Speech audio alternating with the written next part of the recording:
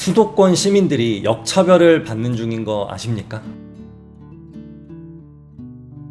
오빠 저 아저씨 잠옷 입고 돌아다녀. 집에 입던 걸 왜 입고 밖으로 나오는 거야? 혹시 이상한 사람 아니야? 에서 저 아저씨와 이상한 사람을 담당하고 있는 송이구입니다. 제 잘못입니다. 세일하는 것 중에 골라 사다 보니까 뭐 그런 거고요. 뭐 다 제 잘못이고 제 탓이라 괜찮아요. 여러분은 꼭 멀쩡한 거 사 입으시기 바랍니다. 그런데 잘 생각해보면은 옷 때문에 그런 게 아니라 제 표정과 분위기, 뭐 생김새 이런 것 때문일지도 모르겠습니다. 이런 걸 보고 메타인지라고 하죠. 네, 오늘의 주제는요, 수도권에 거주하는 사람들이 점점 역차별을 받게 될 가능성이 높게 된다는 건데요. 좀 조심스럽습니다. 제가 수도권에 거주하기 때문에 이런 걸 느낄 수도 있어요. 정말 인프라가 열악한 곳에서 살고 있다면 이런 문제를 제기하지 않았을 수도 있을 것 같습니다. 그런데 어딘가 좀 불편한 게 느껴져서 말씀을 드리려고 해요. 집값 때문에 수도권 썰림 현상 때문에 서울대 입학생을 지역 비례로 뽑겠다, 이런 말을 정치인들이 나와서 문제가 되고 있습니다. 소득이 높은 가정의 자녀가 서울대나 의대 합격률이 높기 때문에 불평등이 있다, 수도권에서 서울대를 보내는 비중이 많다, 그래서 수도권의 집값이 비싸다, 지방의 인구 소멸을 막기 위해서라도 수요를 분산해야 한다, 그래서 여러 가지로 좋을 것이다, 이런 취지인데요. 한번 자세히 살펴보겠습니다. 첫 번째, 소득이 높은 집안의 가정이 명문대 입학이 더 많다 라고 했는데, 혹시 그 소득이 높은 이유가 외벌이가 아닌 맞벌이여서가 아닐까요?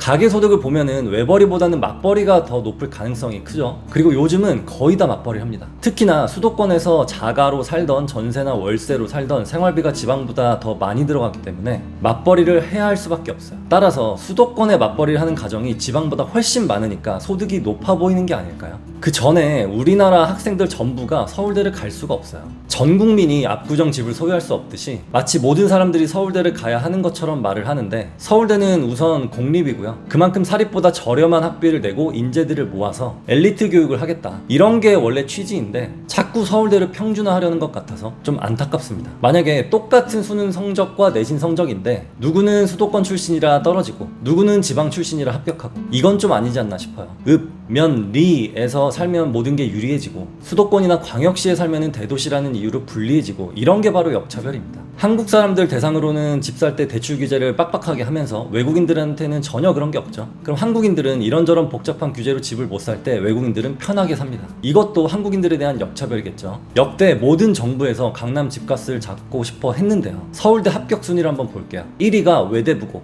2위가 대원외고, 3위가 하나고등학교입니다. 용인 외대부고는 용인에 있어요. 모현읍이라는 데 있는데요. 여기 집값이 비싼가요? 대원외고는 광진구 중곡동에 있는데요. 광진구의 광장동은 비싸지만 여기 중곡동은 아파트조차 없어요. 뒤에는 다 산입니다. 하나고등학교는 은평구에 있는데요. 은평구 집값이 비싼가요? 그 동네의 명문대 합격률이 높은 건 그 가정의 소득 때문이 아니라 그 학생들이 열심히 했기 때문입니다. 마치 부모를 잘 만나서 좋은 대학 가는 것처럼 얘기를 하는데, 왜 학생의 노력은 폄하되는 것 같은 느낌이죠. 그리고 부모가 자신의 삶에 투자한 돈은 자녀한테 쓴 건데 왜 그 부모의 노력도 폄하되는 것 같은 느낌이 들까요? 저는 제 자녀의 학력이나 학벌에 별로 관심이 없습니다. 그래서 수학은 집에서 문제집을 풀고, 영어도 방과후 수업만 하고, 나머지 시간은 뭐 피아노, 태권도, 바둑 같은 본인이 좋아하는 것만 시키고 있어요. 하지만 학원 열심히 보내면서 라이딩도 하고 학원 여기저기 알아보고 하시는 분들을 보면은, 아, 저런 부모의 노력이 있고 그 부모를 따르는 학생들의 노력이 합쳐져서 잘 되면 명문대를 가는 거구나 라는 게 눈에 보여요. 하지만 그걸 못 따라가는 학생들이 훨씬 더 많습니다. 왜냐? 공부는 재능의 영역이 분명히 존재합니다.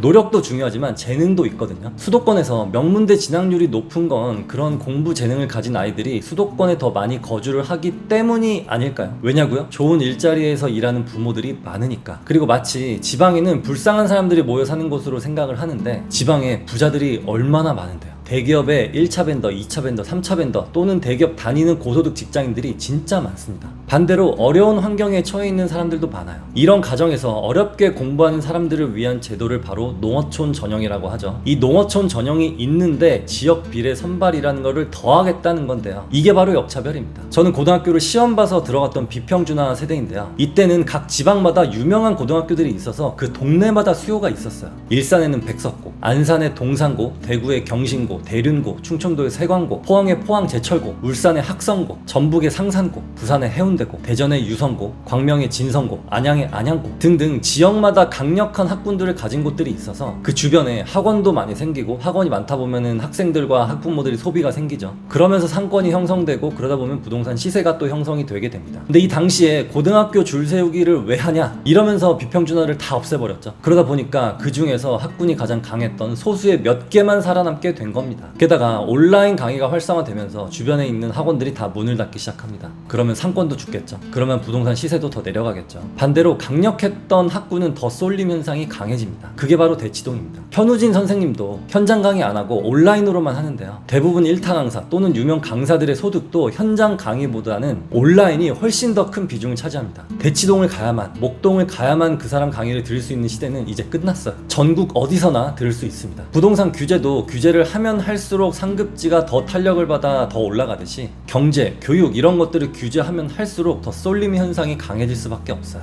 제발 자연스럽게 좀 흘러가게 놔두면 안 됩니까? 네, 오늘은 좀 안타까운 얘기를 했는데요. 그러다 보니까 좀 속이 버거워요. 버거를 먹은 것도 아닌데 속이 버겁습니다. 농담이고요. 속이 전혀 버겁지 않고 육즙 가득하고 신선한 야채 그리고 가성비까지 좋은 버거집 두 군데를 소개시켜드리려고 합니다. 광고 아니고요. 제가 실제로 이 동네를 가면은 가는 버거집이에요. 강동구 성내동에 위치한 분더버거라는 곳과 부천시청역 근처에 위치한 버거 더 심플이라는 곳입니다. 두 곳 다 깨끗하고 힙하면서 사장님들이 고기에 진심이에요. 최상급 고기만 쓰고 야채도 항상 신선하고 같이 나오는 감자튀김도 너무 맛있어요. 강동구나 부천 쪽에 가면은 분더버거와 버거 더 심플 한번 둘러보셨으면 합니다. 오늘도 여러분들의 멋진 경제적 자유를 응원합니다. 감사합니다.